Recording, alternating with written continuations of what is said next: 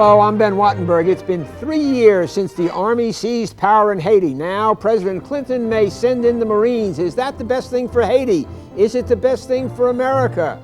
Joining us today to sort through the conflict and the consensus are Elliot Abrams, former Assistant Secretary of State for Inter-American Affairs and a senior fellow at the Hudson Institute; Bernard Aronson, also a former Assistant Secretary of State for Inter-American Affairs and now International Advisor to Goldman Sachs; Ian Martin, a Senior Associate at the Carnegie Endowment for International Peace and a former Director for Human Rights at the United Nations serving in Haiti; and Lorenzo Morris, Professor of Political Science at Howard University. The question before this House: what's at stake in Haiti? This week on Think Tank.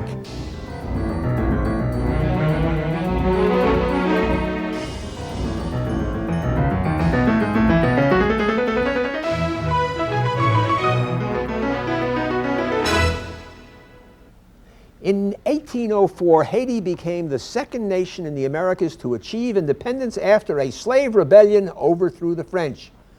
But it soon succumbed to political chaos. In 1915, President Woodrow Wilson ordered U.S. Marines into Haiti to protect U.S. economic and strategic interests. They stayed for 19 years. Then from 1957 to 1986, Haiti was ruled by the notorious father and son dynasty Papa Doc and Baby Doc Duvalier. The Duvaliers used gangs of armed thugs called the Tonton Macoutes to maintain their rule. But in December of 1990, Haiti held elections. And a message of reconciliation and justice to my citizens. Roman Catholic priest Jean-Bertrand Aristide won that election with 67% of the vote. But a year later, claiming misrule by Aristide, a military junta led by General Raoul Cedras seized power, forcing Aristide to flee. After the coup, the military crackdown and the killing and beating of opponents once again became routine. Negotiations aimed at restoring Aristide to power broke down. Haiti is located in the West Indies, 600 miles from Florida. It has a population of more than 6 million and is slightly larger than the state of Maryland. The United Nations, led by the United States, has imposed a series of ever-tightening economic sanctions against Haiti. Already the poorest country in the Western Hemisphere, sanctions are making a desperate situation even worse. As conditions deteriorate, thousands of Haitians have taken to the sea in leaky boats, usually headed for the United States. The U.S. Coast Guard, patrolling off Haiti, continues to pick refugees from the seas. Today, nearly 17,000 refugees are housed at the U.S. Naval Base at Guantanamo Bay, Cuba. On Capitol Hill, in a strange turn of political events, many former Cold War doves are pushing for a U.S. invasion of Haiti, while many former hawks want the U.S. to stay out. Now, 14 warships and 2,800 U.S. Marines circle the island and practice invasion maneuvers. But the Haitian military junta shows no sign of backing down in the face of U.S. threats. Not yet. Professor Lorenzo Morris of Howard University, I wonder if we could begin by trying to learn a little bit about Haiti. Americans seem to think it's some kind of a mystical, crazy place with voodoo and all kinds of stuff. Let's go around the room and see what we just know about the country. Well, I think it is a little bit mystical in that it has a special culture.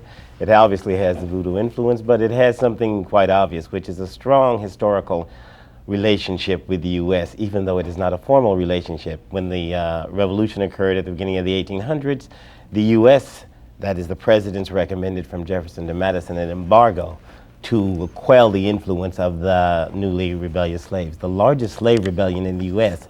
was led by a man who contacted the leader of the Haitian rebellion. There is an influence there that is significant, if not dramatic. When you get to this century and the U.S. occupation, there was an influence over the class structure, which led to that separation that seems so brutal now between this elite and the peasants in Haiti. It didn't lead to it alone, but it certainly helped to encourage it. Today, and with the election of Aristide several years ago, we see that most of the Haitians looked to the U.S. as a major influence. It was difficult for most of the Haitians to believe that the U.S. was not involved in influencing the elections, and more importantly, it's difficult for them to believe that the U.S. was not involved in removing the last Duvalier dictatorship, nor that it was not involved in keeping it there. And finally, they see in this military a latent U.S. presence. Certainly, we in the United States don't support that presence or see that presence, but a long historical image of a U.S. hanging over their borders and hanging over their waters is difficult to dispel. Okay, that was a brilliant, brief exposition of 200 years, roughly, of history. I salute you, sir. Ian Martin, you were in Haiti for 6 months fairly recently. What can you tell us about the country, the place? I indeed just came to know Haiti last year, and I came to it as someone taking responsibility for a team of observers looking up close at the human rights situation. And what I found was a society where 200 years of history had dealt the great majority of the population a very rough deal indeed. And where in 1990 and 1991, for the first time, the great majority of that population experienced tremendous hope that there was to be a new beginning in their history, the first time that the majority of that population elected their own leader, and some months when some very significant developments began that would have given them a degree of security in their lives that they had never known. Secretaries Abrams and Aronson, old colleagues, former comrades in arms in a variety of causes over the years. What can you, Elliot perhaps first and then Bernie, what can you add to this picture of Haiti itself? What are we talking about? Well, let's remember first that Haiti is and has been for decades and decades the poorest country in this hemisphere. It is different from most countries in Latin America or North America in that the level of poverty and therefore the level of, for example, education is worse than anywhere else in this hemisphere. It's also the country with probably the least experience with democracy in this hemisphere. So building democracy in Haiti, giving people that economic and political chance is probably harder, and you're starting from a lower base of opportunity than anywhere else in this hemisphere. Okay. It's very tough. You know, I agree with everything that was said. The only point I would add, and it's really a refinement, is that Haiti is very much isolated from the currents in the hemisphere. It doesn't really fit in the Caribbean basin. It's not part of the British traditions in the English-speaking Caribbean. It's as we say, a francophone country. They speak French. They speak French or Creole. And, and it doesn't really fit in Latin America. And all of the democracies in the Caribbean basin are either English-speaking or Spanish-speaking. And secondly, Haiti has been independent since 1804, whereas most of the other countries in that region only gained their independence in this century, some of them only in the last 30 or 40 years. So it has not had the ties that the other countries had, and it is isolated in many ways. If you try to say which country in the region could go and talk to the Haitians, really none, except perhaps the Dominican Republic, where there are some military-to-military ties. But even there's a lot of tension between the two governments. Lorenzo indicated the close ties between Haiti and the United States. Are we their closest buddy? I think that is true in the sense that politically, the United States has had the most influence on Haiti in this century of any other country, either in the hemisphere or outside the hemisphere. Ian Martin, you are in favor of an American invasion of Haiti. You have written that. I wouldn't put it as simply as that, but I think we've now reached a situation where that is probably the least bad path forward. Lorenzo, are you in favor of an invasion? Well, I wouldn't put it that simply. My first preference is for a U.S.-supported independent effort on the part of Haitians. Of course, the repressiveness of the regime makes that appear to be impossible, but I find it astonishing that the U.S. cannot identify any resistance movement either outside the country or inside the country. If you can consider the possibility of supporting a regime that cannot at the same time be mobilized independently of the support. It's a real problem. So yes, I'm in favor of an intervention, but only because I see our presence is so significant historically that we're simply redefining the nature of the intervention. Well, there's another issue here that we better throw in right now, because it's going to come up not only in Haiti, but in lots of countries in what we used to call the third world. A lot of countries are now having their first free election. What happens if that free election is freely won by someone who isn't a Democrat? It's happened. In Algeria, the Islamic Salvation Front, presumably not from their words completely opposed to democracy, Islamic fundamentalists, they won the election. What do you do? In the case of Haiti, somebody won an election, clearly, easily, landslide, Aristide. That doesn't make him a Democrat. And the issue that arises to me in Haiti is, what happens when someone is elected who is not a Democrat and who proves in his time in power? He says he's a Democrat. Well, that doesn't matter. What matters is what he does as president. And I would. Can you make the case that because you don't like what Bill Clinton has done as government, of course that he was not elected Democratically? Of course not. But Bill Clinton did not send mobs to surround the Congress, at least not to my knowledge.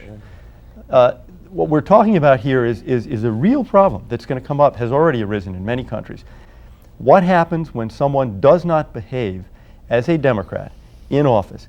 Is there a point at which that person forfeits his right to be considered a Democrat and to get the support that the international community gives Democrats? Bernie, as I understand it, you are opposed, although perhaps for some different reasons, also to an intervention in Haiti. I don't think we should do that right now. I don't think we should take it off the table as a possibility either.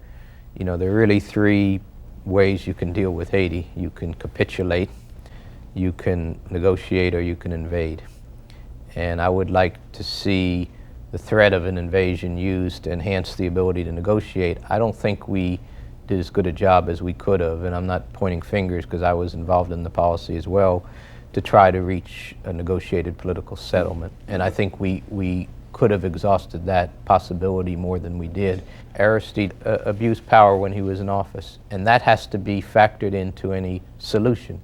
And I think it's in Haiti's interest, and it's in President Aristide's interest, to see a government arise that is legitimate, that has him as the president, but is broad-based and has the support of as many sectors in that country as possible. And if you want a good model, look at South Africa.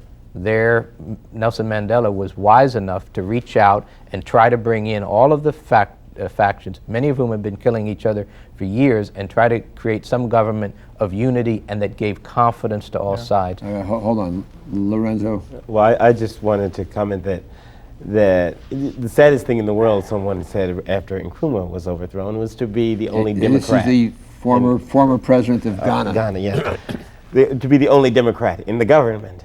And movements generally lead to changes in governments, and Aristide headed a movement. A movement can't be fundamentally democratic in the way that most Americans like to think of it.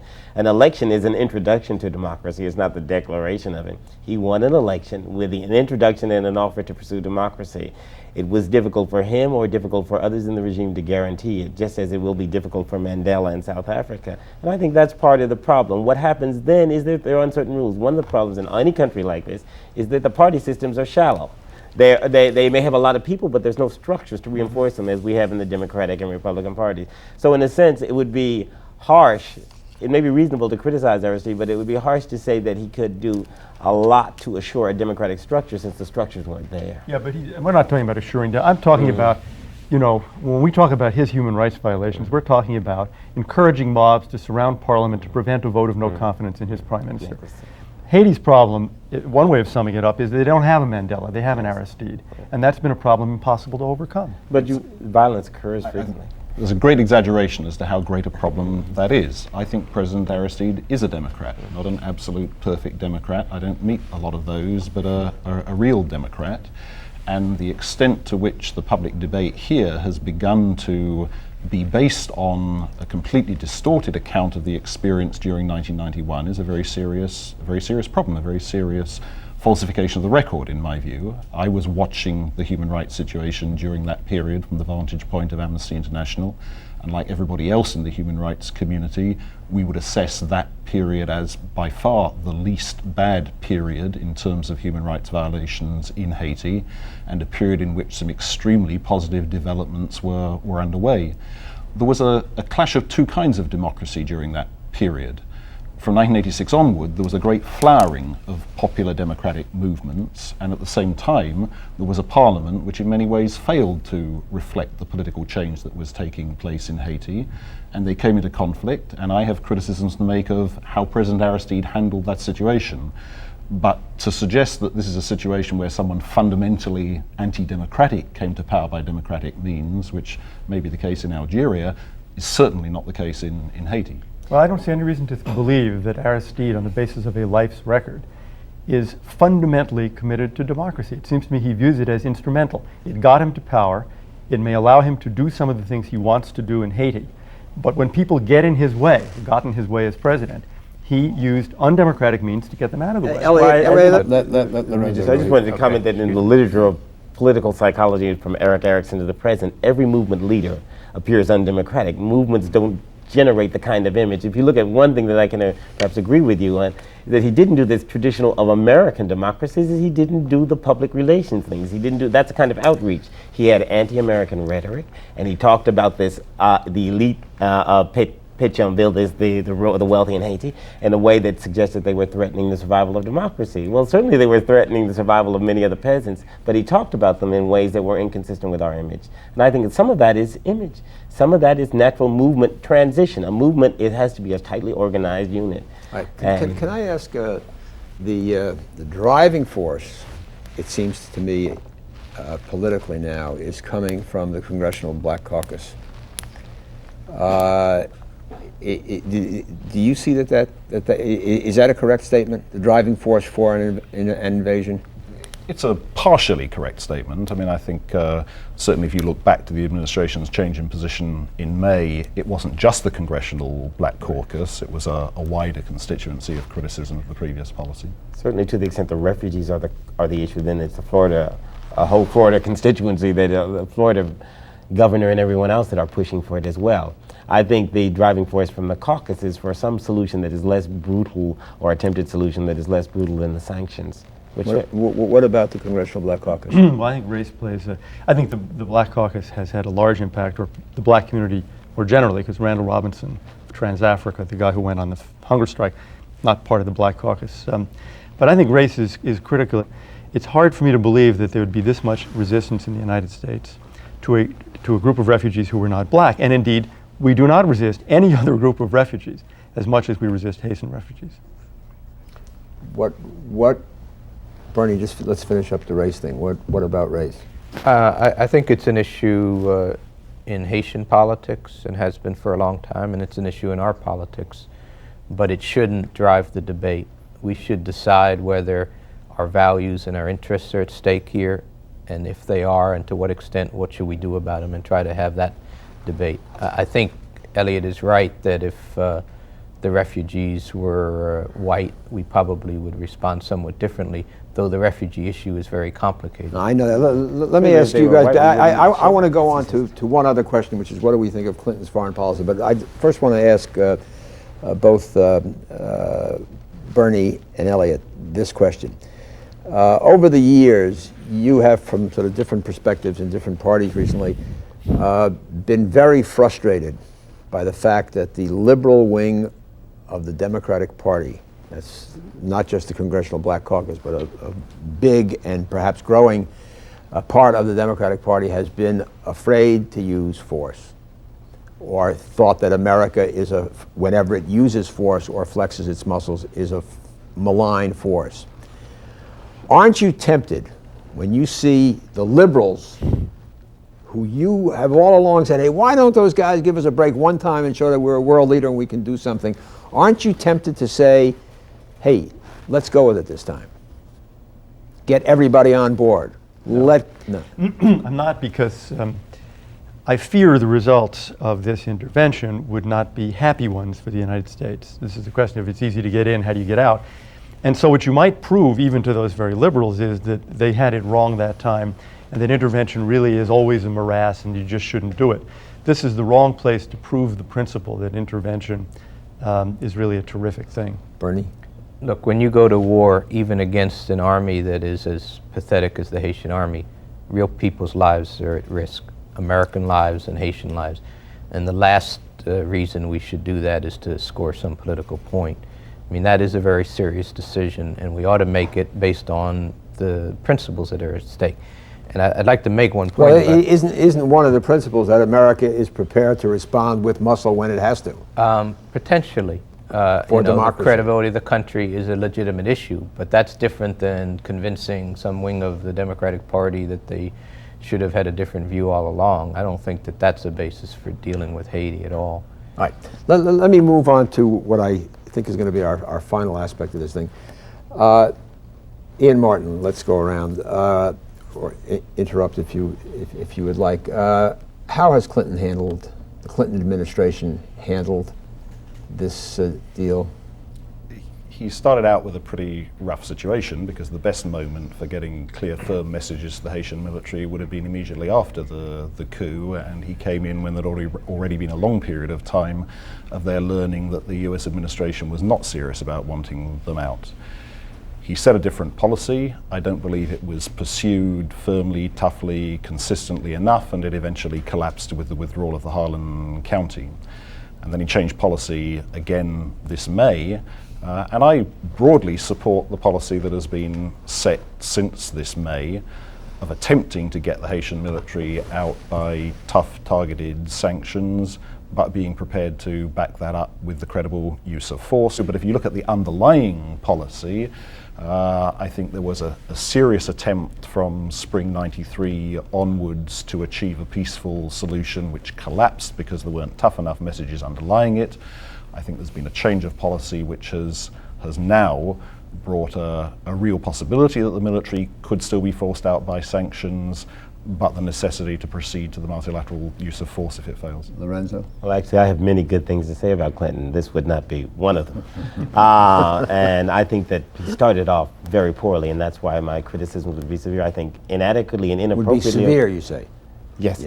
Would inadequately and inappropriately impose sanctions aggravated the impression that the military could survive both on their parts and they said that in many ways, and on the parts of the peasants who might have been able to resist in a greater way than they have. However, in the past few months, I think given the options, he has come around. The ambiguities of his past policy are the ambiguities of our policy. Did we care about Haiti, or was the refugee presence enough of a threat? Technically, the refugee presence was not enough of a threat if you compare it to any other refugee situation. Rwanda, a country 1/5 the size of ours, Zaire, is taking 10 times the number in the space short period of time. I mean, we could absorb everybody in Haiti who wants to get on a boat, and they would be unnoticed if it were not for their racial image. So I think there were ambiguities in our national concepts and in the Congress, which Clinton expressed. I think given those ambiguities, he has in the past few months come to the few clear options, with a first preference seemingly for multilateral intervention. Bernie, Clinton. Look, anybody who's dealt with Haiti ought to be humble in criticizing the U.S. administration, because it's a very difficult problem. There aren't easy answers, and we have real stakes. I think Aristide is legitimate. We should defend his democratic election, but he also committed some abuses that have to be taken into account. I give the administration credit for trying to solve the problem. I think they ought to make a better effort, a greater effort to pursue a bipartisan policy, and the other side should too. The United States cannot do anything as difficult as restore a democratic government to Haiti if we're polarized along partisan lines. Central America proves that. So I think all sides should try to cool the rhetoric and stop pointing fingers. We're trying to do something that's very difficult. We're not going to do it if we're totally divided as a country along party lines. Elliot, you get the last shot. Tell me about the Clinton foreign policy in Haiti. It's hard to see how it could have been worse. It's been our policy to destroy the economy and impose misery on the poorest country in this hemisphere in an effort to restore as president a person who, when in office, violated many, many democratic norms. The policy of defining democracy as Aristide and Aristide as democracy was a mistake to begin with. To add to it, the infliction of misery as the tool of American policy has produced enormous numbers of refugees and a true humanitarian disaster in Haiti. It just seems to me it's hard to think how we could have done more harm. On that note, alas, I think we've heard a lot of views here. We're going to have to close. Thank you, Elliot Abrams, Lorenzo Morris, Bernard Aronson, and Ian Martin. And thank you. As you know, this is a new program, and we have appreciated hearing from you very much. Please send us your comments and questions to the address on the screen. For Think Tank, I'm Ben Wattenberg.